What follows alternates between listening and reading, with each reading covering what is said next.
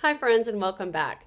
Okay, I saw a viral post recently around perimenopause and menopause, and it got a lot of things right, but it got something majorly wrong. And it's not just this post, I see this over and over and over again. And so I really want to dive into it today.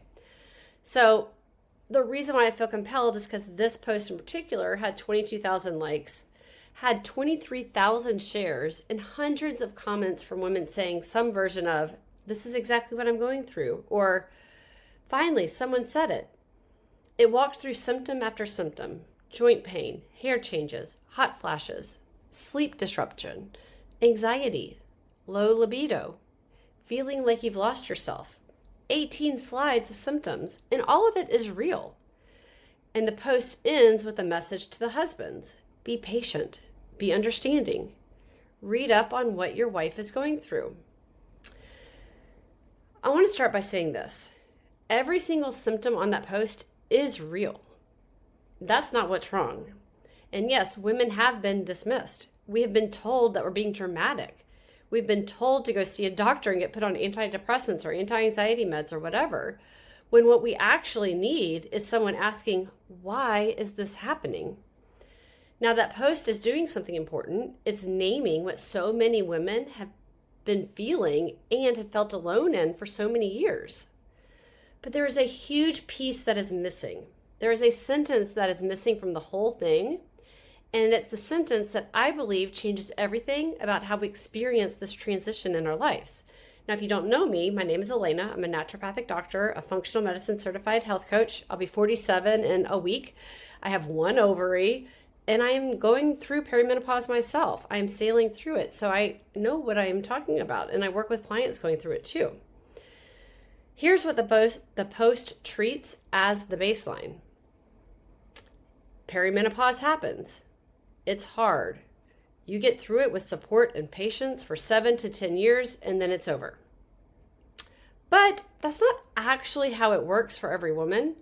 And I want you to picture two women, both 47, both in perimenopause, but very different outcomes in very different scenarios or situations going through this. The first woman has the full list: hot flashes that hit out of nowhere, waking up at 2 a.m. every night, joint pain in her hips and knees, anxiety that wasn't there 5 years ago. She doesn't recognize herself most days. And that is very real, and I see that over and over and over again. However, the second woman is at the exact same hormonal transition, same age range, same decline, estrogen and progesterone, but she sleeps through the night, her mood is steady, she doesn't think about her hormones most days because she doesn't have to. So it's the exact same transition, but two completely different experiences. Why? Well, the post doesn't ask that question. It assumes that the symptoms are perimenopause, that this is just what the hormonal decline does to a woman's body, and the only variable is how much support and grace she gets from other people around her. Here's what's actually true. Hormones declining is natural. Every woman's hormones have declined since the beginning of human history. That is not a malfunction. That's not supposed to happen with this level of symptoms most women are experiencing today. The symptoms are not normal. Now, they have been normalized and they are common, but they are not normal to our human biology. Perimenopause doesn't cause the problem. It reveals it. So I want you to hold on to a word here: unmasked. For years, your hormones, especially estrogen and progesterone, have been quietly compensating in the background. They support your gut lining. They calm inflammation. They buffer your nervous system. They protect your brain and your bones. They've been covering for things you didn't even know needed covering for years. So when those hormones start to decline, that buffer thins out. And whatever was already going on underneath the surface, a gut that wasn't working right, a liver that was backed up, inflammation that was already simmering, a nervous system that was stuck in survival mode, it doesn't get caused because of perimenopause. It gets revealed. It gets unmasked because of perimenopause. That's the difference between the two women. It's not that one got lucky and one got unlucky. It's that one woman's body went into this transition already carrying a heavy toxic burden and a gut that was degraded, and the other one did not. If you caught the cortisol episode that I did earlier, this is the same body that's already in survival mode before perimenopause even shows up. The hormonal shift just removes the last thing that was covering it. So here's why this matters for you. If you've been handed the narrative that perimenopause is just something to white knuckle through with patience and grace until it's over, the only thing left to do is endure it. Wait it out. Hope your husband reads the right article. But if you understand that your symptoms are actually your body telling you something specific, that's information. And information is something you can work with. So instead of asking, how do I survive this transition of perimenopause and menopause, you now get to ask the question, what is my body already carrying that this transition is revealing? What is this transition uncovering in me, in my body, in my mind, and in my soul?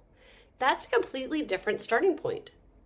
That joint pain, that exhaustion that doesn't match how much sleep you get, that anxiety that showed up out of nowhere, none of that is random. None of that is just hormones being hormones. It's your body's communication system. And for the first time, you get to actually listen to what it's saying instead of it just being braced for impact. This isn't about blaming yourself for having symptoms. You didn't create this. Most of what built up the toxic burden in your body happened without your even awareness. It's in your food, in our water, the products, stress. Decades before perimenopause ever showed up, this has been building up within us.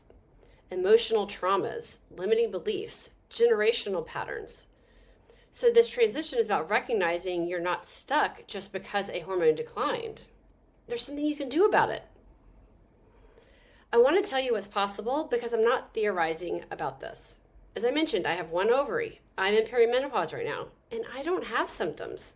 And neither do most of my clients, at least the ones that have already worked with me. The ones that are working with me, we're working through this. And I'm not experiencing this because I got lucky. Not because my genetics are special. Frankly, my genetics suck in many ways. But it's because years ago, I did the work to open my drainage pathways, clear the toxic burdens from my body, my mind, and my soul that I had been carrying. And then I rebuilt my gut and maintained all of this so that by the time perimenopause arrived, there wasn't much left to unmask. I did the nervous system work. I did the spiritual work. Got back to me. I found me. And so I've been able to ride out this transition with grace and ease, just longer time between my periods, which frankly, I love. And I don't tell you this to brag, but that it's proof of concept. It's the difference between the two women I described earlier. And it's available to more women than the current conversation around perimenopause or menopause is even telling them. This isn't about choosing between suffering through it or getting on hormone replacement therapy. There is a third option. When the terrain is clean, when the body is clean, when the liver can actually clear hormones, when the gut is intact, when inflammation is low, when the nervous system isn't stuck in survival mode, hormones can still decline naturally and the body adapts the way it was supposed to, the way that it was designed to. Not zero changes, but not a crisis either. This is also true for the men in your life, by the way. Testosterone decline follows the same pattern. The body that's carrying years of toxic burden experiences it as a crash. The body that isn't carrying that burden doesn't crash. Same principle, different hormone. So if you watched that reel or you've seen other posts and you felt seen, good, you should feel seen. What you're going through is real and it deserves to be taken seriously. Very seriously, because it's showing what your body is set up for in the future. But what I want you to do is not to just stop at, I just need to get through this. There's a reason some women sail through this transition while others feel like they're falling apart, and it has very little to do with luck or genes. If you want to understand exactly what's been happening in your body and what it actually takes to change your experience of this transition instead of just surviving it, I have a free training that walks you through this. It's called Stop Managing Symptoms, Start Living. I'll put the link in the description. Watch it. The information in it is all yours, no strings attached. And if you want a decade of trial and error compressed into a clear guided path instead of figuring this out alone, that's what working with me looks like. The information is yours, the shortcut is me. Now, if you found this helpful, please share this with someone who needs to hear that there is another side of the story. There's another side of this transition in life. It doesn't have to be suffered through. We don't have to have patience till we get to the other side. We can do something about it. The symptoms are messengers. So listen. Have a great day, and I'll see you in the next one.